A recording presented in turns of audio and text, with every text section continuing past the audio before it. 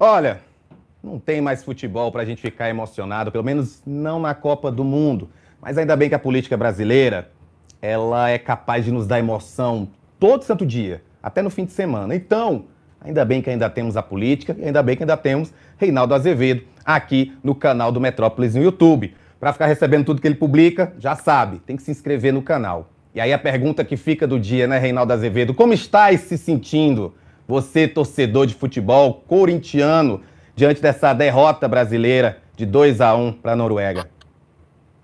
Rapaz, você sabe que os corintianos são curtidos no sofrimento, né? Eu só vi o Corinthians ser campeão pela primeira vez, eu tinha 15 anos e já fazia 6 antes que estava sem nenhum.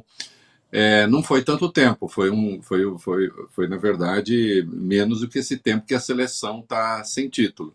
Então os corintianos estão um pouco acostumados a sofrer. Agora, eu ainda hoje, né? O pessoal que está aí tem de ficar. Tudo é política, né? Política, no modo a gente discute futebol, né? E, portanto, meu querido, o Nelson Rodrigues é dono de algumas frases impagáveis sobre o futebol, né? Expressões complexas de vira-latas, por exemplo. Foi o cara que chamou o Pelé de rei pela primeira vez, tudo isso em texto de 58. E também disse que o subdesenvolvimento não é de improviso que se faz, né? Ele é uma obra de séculos. Então, na seleção, isso tudo que a gente está assistindo não se improvisa. Essa derrota não foi improvisada. Ela está aí, tem décadas que ela está sendo fabricada, né? E tem de mexer em algumas coisas que são, sim, de natureza política, né? Ainda a gente vai falar disso hoje. Né? Eu não entendo nada de futebol, porque essa miopia que as pessoas veem, esses óculos que as pessoas veem, esconde uma miopia que elas não veem. É uma coisa fabulosa mesmo. Eu botei isso, inclusive, no artigo que eu escrevi hoje sobre futebol, né? Ontem à noite. Disse, não, eu não entendo nada, eu nunca joguei bola, eu era péssimo, ninguém me queria no time, era um horror. Né? Ainda bem que eu não tentei ser jogador. Né? O que eu gostava de fazer lá com 14 anos, eu vivo daquilo. Né? Mas de política eu entendo um pouquinho. Né? Então eu quero falar um pouco de política depois, quando a gente discutir esse assunto. Né? Agora, foi péssimo, né, cara? Foi Vamos péssimo, falar então. foi horrível. Foi triste.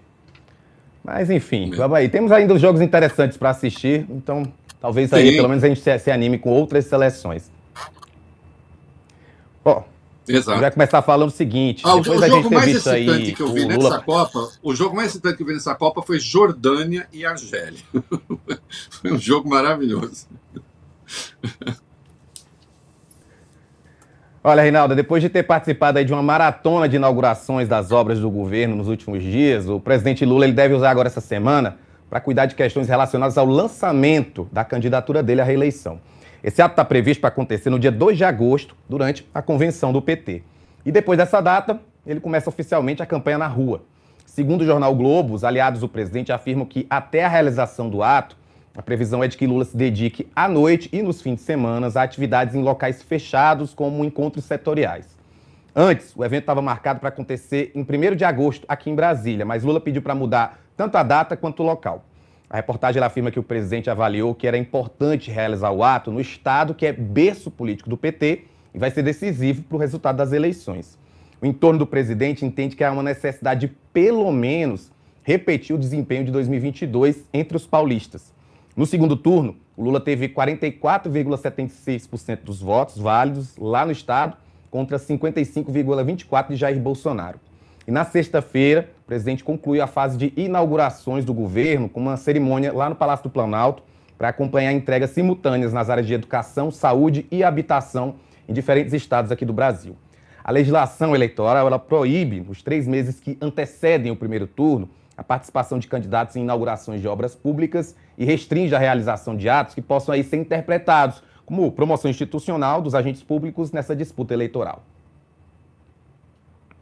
Olha, vamos lá. O Lula está vivendo, obviamente, um bom momento na campanha, nem que fosse, e viveria nem que fosse por contraste. Né? Quem vive um mau momento é o principal adversário dele, que é o Flávio. Né?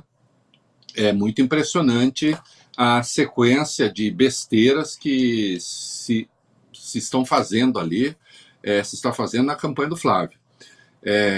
Escolhas deles. Quando eu digo besteira, não quer dizer assim, puxa vida, eles fizeram escolhas lá atrás.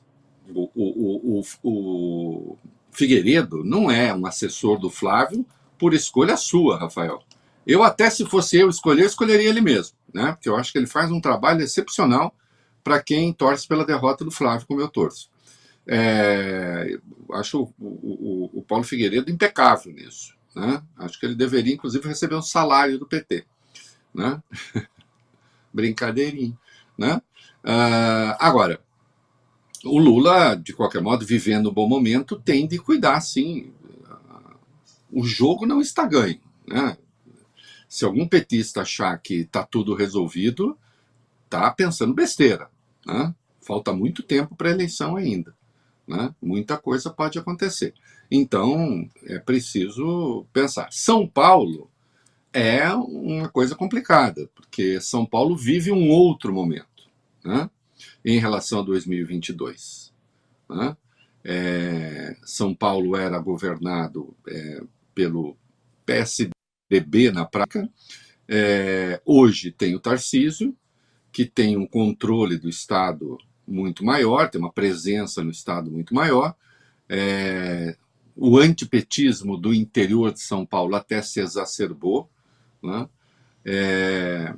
Há um candidato ao governo que vai muito bem na capital, mas no interior, que é o Haddad, no interior a coisa é complicada, então é preciso lutar muito.